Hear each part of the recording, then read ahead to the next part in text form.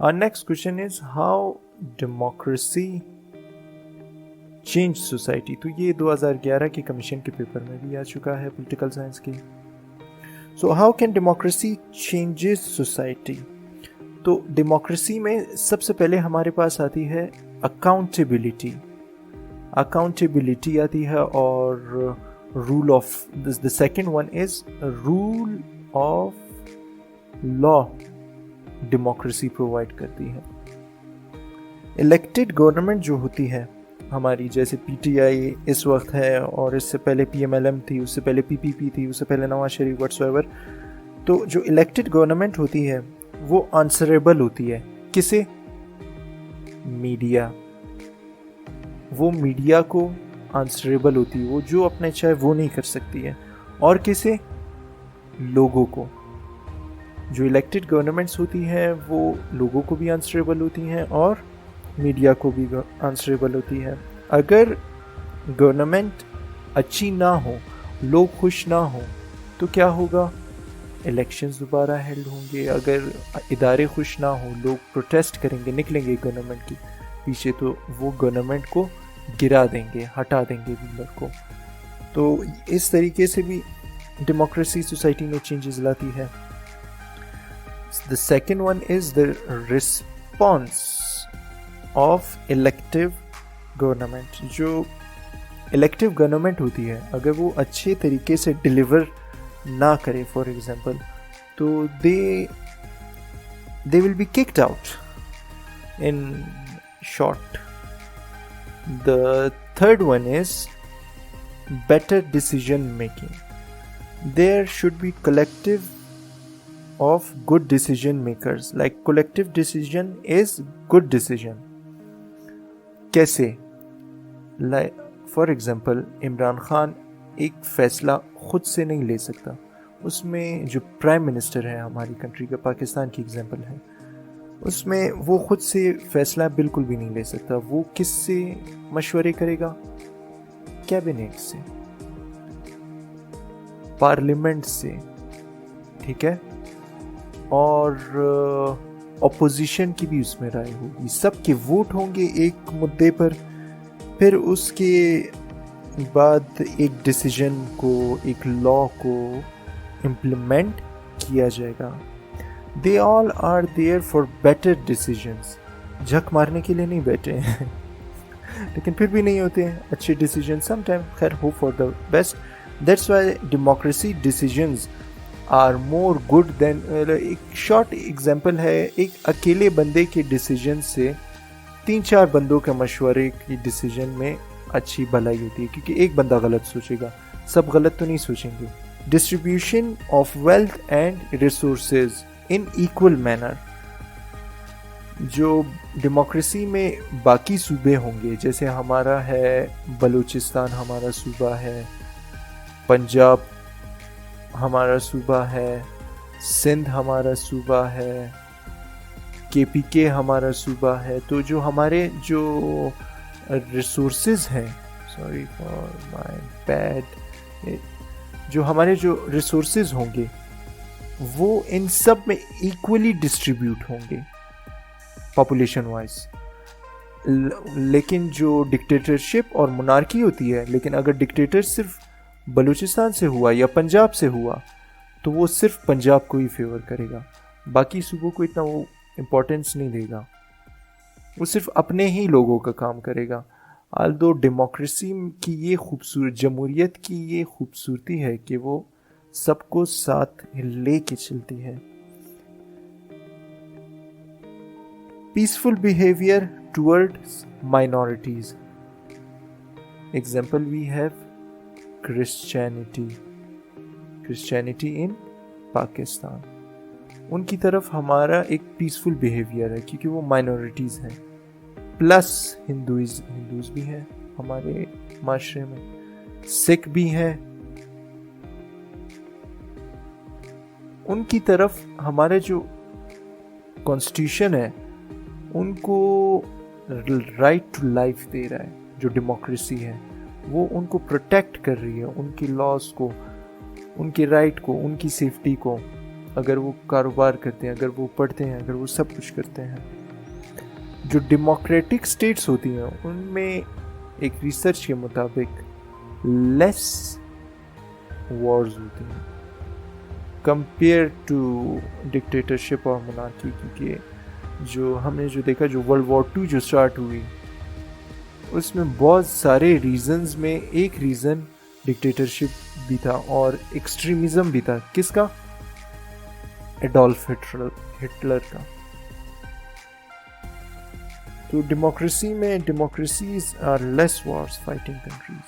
Like generally people don't want war in democracy because it costs a lot. جو wars ہوتی ہیں وہ cost بھی بہت کرتی ہیں، ایسے مفت میں نہیں لڑے جاتے. Great support from international communities. جو ڈیموکریسی ہے اسے انٹرنیشنل کنٹریز بھی کافی سپورٹ کرتی ہیں. لائک ان کے بلز جلدی پاس ہوتے ہیں. پاکستان کو 2008 کے بعد ایک لیبر بل دیا گیا تھا جس میں پاکستان کو کافی ایڈ بھی ملی تھی، جو پاکستان ہمیشہ سے چاہتا تھا. ہمارا جو نیکسٹ کوشچن ابھی آ رہا ہے وہ ہے compare and contrast between democracy and dictatorship. یہ 2003 کا یہ بھی کمیشن لیول کا کوشچن ہے.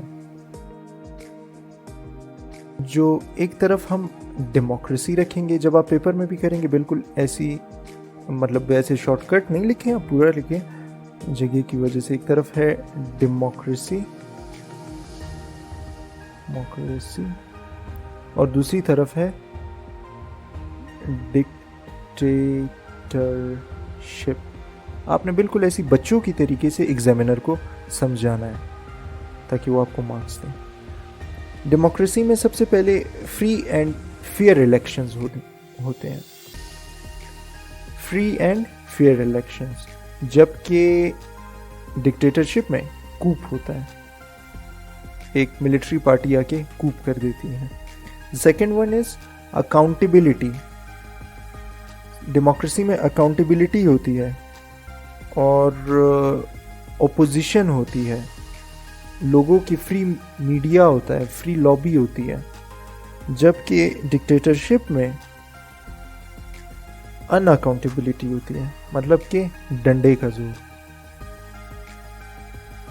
باپ کا راج جسے ہم کہتے ہیں. مطلب جو ڈکٹیٹرز ہیں ان سے کوئی پوچھنے والا نہیں ہوتا ہے، کیونکہ اگر جو ان سے پوچھے گا وہ تو obviously مر جائے گا یا مار دیا جائے گا. The third one is different political parties exists in what? In democracy. Different political parties exist کرتے ہیں ڈیموکریسی میں. ان کے different views ہوتے ہیں، different ideologies ہوتی ہیں، different points ہوتے ہیں، different interests ہوتے ہیں. جبکہ ڈکٹیٹرشپ میں یوزولی ایک پولیٹیکل پارٹی ہوتی ہے اور جو باقی کی جو پولیٹیکل پارٹیز ہوتی ہیں وہ جیل کے پیچھے ہوتی ہیں. اس میں کوئی دوسری پولیٹیکل پارٹی ایگزسٹ نہیں کر سکتی ہیں. تو اس میں کینیتھ ورلڈز کا ایک امریکن پولیٹیکل سائنٹسٹ تھا، اس کی ایک کوٹ ہے کہ wars done by national interest. ٹھیک ہے، نور آن ڈیموکریسی نائدر آن ڈکٹیٹرشپ. نیکسٹ ایک اور کوشچن میں نے ڈھونڈ کے نکالا تھا جو میں نے سوچا تھا اس پہ بھی ایک ویڈیو بناؤں گا، کہ explain the general reasons of military intervention in politics in the developing countries of the world.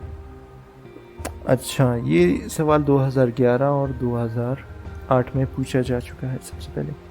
تو جو اس میں جو سب سے پہلا ہے نا وہ ہے division of ethnicity and instability of them. یہ تو ایک ریسیپی ہے جسے ہم کہتے ہیں کہ ایک recipe of political instability. Like ایک سیکٹر اٹھ کے دوسرے سیکٹر کو مارے، دوسرا سیکٹر اٹھ کے پہلے سیکٹر کو مارے، اور لوگ دنگے ہوں، فسادات ہوں. تو اس میں ایک جو ڈیموکریسی ہے وہ فیل ہو جاتی ہے اور ملٹری کوپ ہو جاتا ہے. The second one is The second one is failure to manage national catastrophe if economic crisis comes and state became failed to control them. It also gives some space to army take over. Like economic crisis इतने ज़्यादा हो जाएं, इतने ज़्यादा कि out of control हो जाएं, हर चीज़ inflation political term है, आई होप जिनको पता आप लोगों को पता होगा इन्फ्लेशन का, पर जिनको पता नहीं है, इन्फ्लेशन का मतलब है कि प्राइसेस का हाइक करना, ऊपर जाना, और अपनी जो करेंसी है उसका डिग्रेड होना, डाउनवर्ड जाना, इसे हम इन्फ्लेशन कहते हैं. तो इन्फ्लेशन इतनी हो जाए कि वो आउट ऑफ कंट्रोल हो जाए, जिसकी वजह से मजबूरन मिलिट्री को इंटरवीन करना पड़े. My pen. The third one is extreme poor performance on economic or societal indicators. People have expectations with government. Like लोगों की उम्मीदें होती हैं. But if government fails to provide, people lost their trust. एक party है, उसको आप एक दफ़ा चांस दोगे क्योंकि उनका टेनोर 5 years का होता है.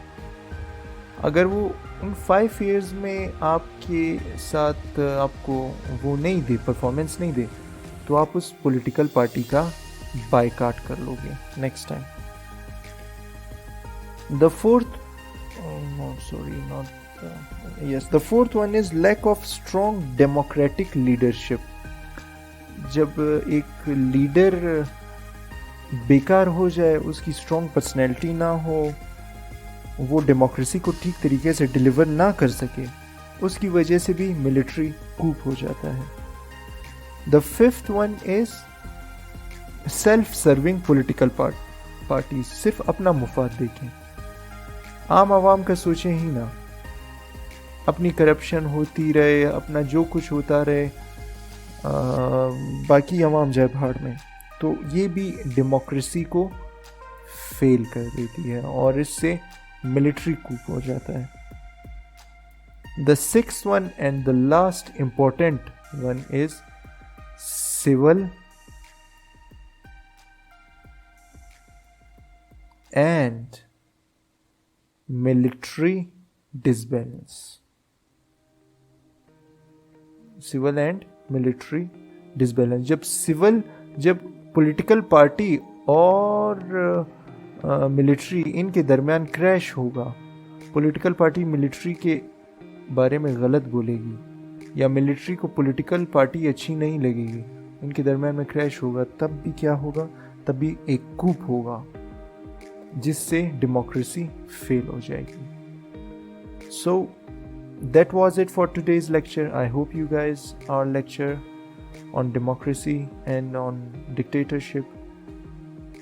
Like and subscribe for more. मिलते हैं अगली वीडियो में, तब तक के लिए अपना ख्याल रखिएगा. अल्लाह हाफिज़.